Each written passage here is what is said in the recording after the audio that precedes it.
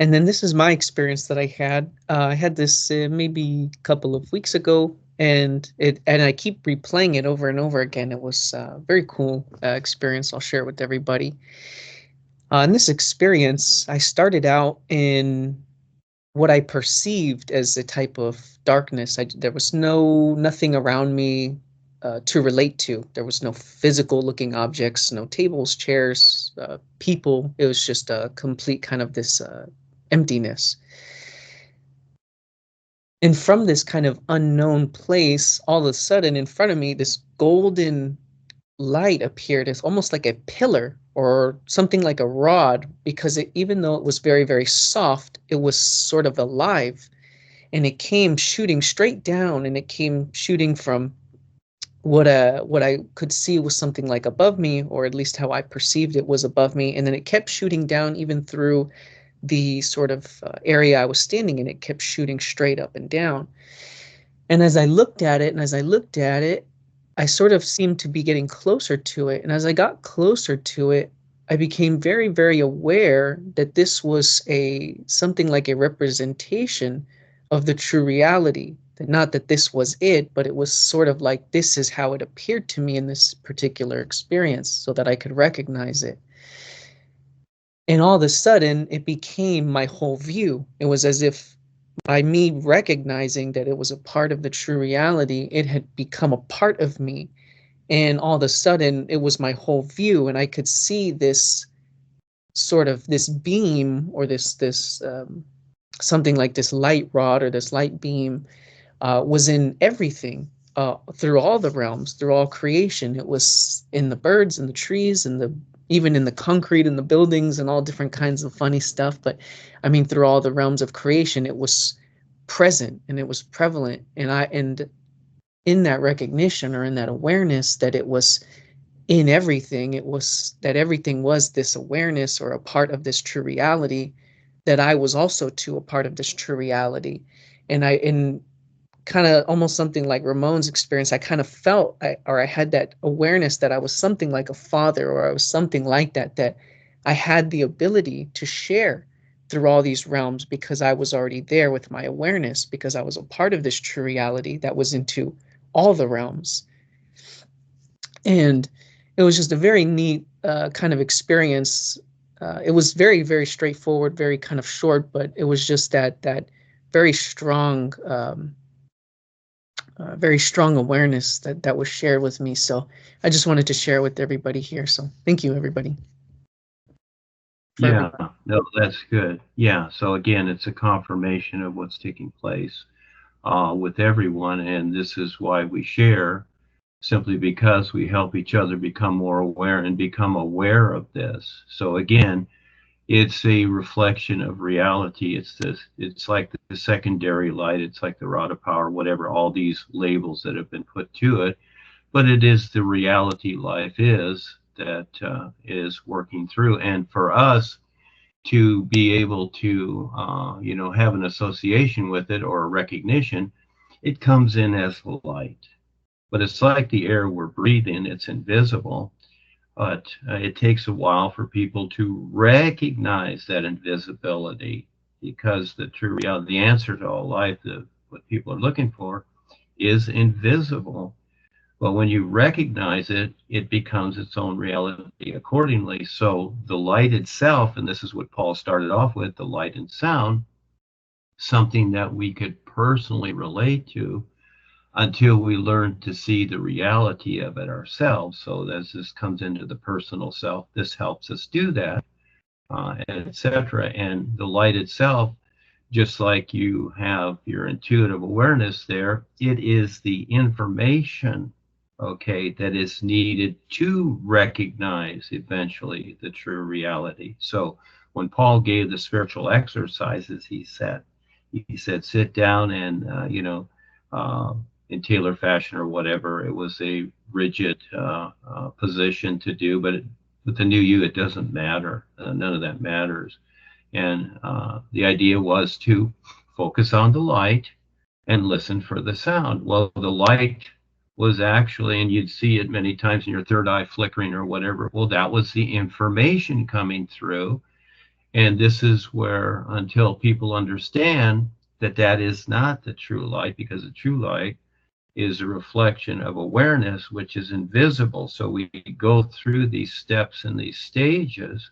And this is where many times people become confused, and they even become distorted, like others have, to where they all of a sudden start thinking, oh, I have this personal power and I'm this and I'm a god and whatever. And they start being funny with these ideas instead of recognizing the awareness it is. So it's an endless isness. But no, that's very, very good. And see, by sharing that will help a lot of people better understand. And I'll write something on that too, because all these spiritual groups and religions and whatever, it's like seeing the light at the end of the tunnel when you die, etc. Well, that's just a step.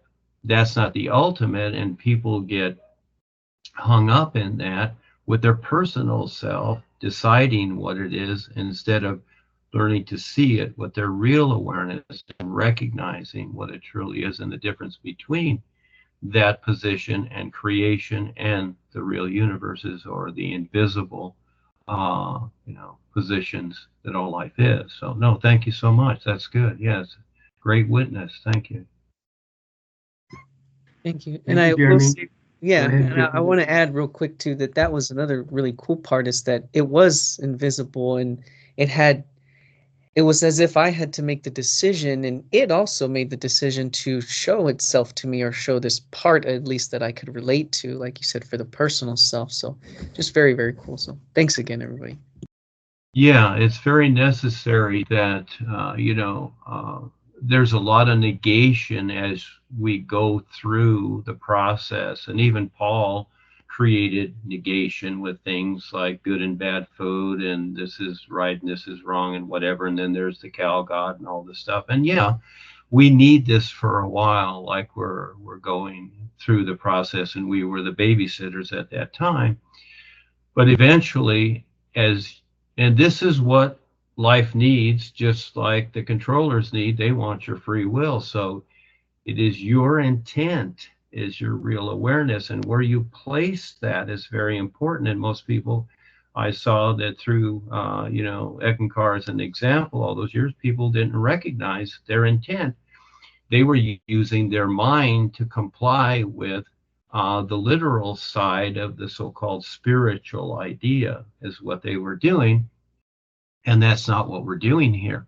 I have created references to the reality instead of labels and confirmations of an absolute, which this is in people's minds in creation. But in what all life is no, it's an endless freeness. It's not freedom. It's not about freedom. It's about an endless freeness that is awareness. And so, yeah, you need all these little particular parts, and it's ongoing, which is so cool. And there will be many little factors, you might say, for the personal self and the real you to constantly recognize. And you really can't describe it because it's invisible, and each person has to see it for themselves. It just has to be presented. But with your agreement, when you agree, when you start to, you see, you have the references and you have the guidance, so you're agreeable to that. So life recognizes that. And so step by step, it comes into you in its own particular way, subtle, dramatic, whatever. And it provides that recognition for you that it agrees with you, you see? So, but it takes us to get to the point where we agree.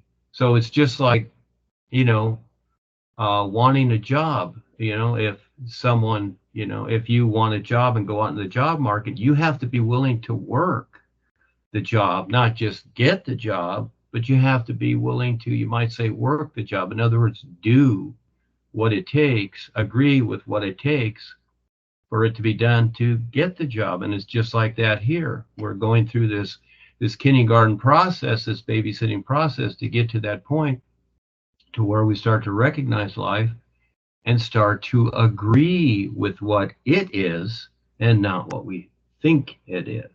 There's a difference. So we've been told rumors and stories since we were young, and we've agreed with these ideas, and it's fine. That's the stage. But then getting through that, that's the personal consciousness, where you start peeling off the layers to see just a, an endless sky with the isness, and to recognize that, plus everyone else, as awesome beings as they are. And that just goes on endlessly, and eventually surpassing the bodies altogether, because all the bodies are restriction. They're nothing but agitation and restriction to wake us up to that point. So we just simply go through the process.